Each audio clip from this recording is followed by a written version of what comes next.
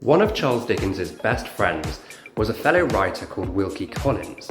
We currently have an exhibition exploring the relationship between these two men, and it's really quite fascinating.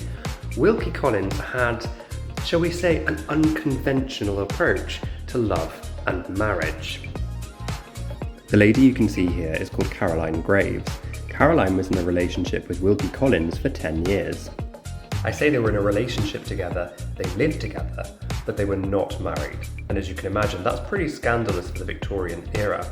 Eventually in 1868, Caroline gave Wilkie Collins an ultimatum: marry me or we split up. Wilkie Collins chose to split up. That same year, he forms a relationship with this woman, Martha Rudd. Now, it's possible there was a bit of crossover, that he was seeing Martha at the same time he was seeing Caroline. We're not too sure. But he does stay with Martha for a while. He sets up a home for her in London.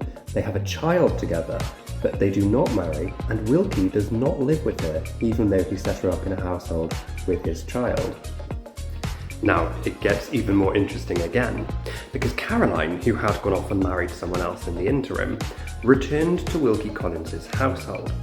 Now, we don't know what that means. She's listed as Wilkie's housekeeper. Did she return to his home in order to work for him? It's quite possible, maybe she just needed the money. Or it's possible she moved into his home as his lover, as his partner. And yet Wilkie is still in a relationship with Martha and running her household with their child.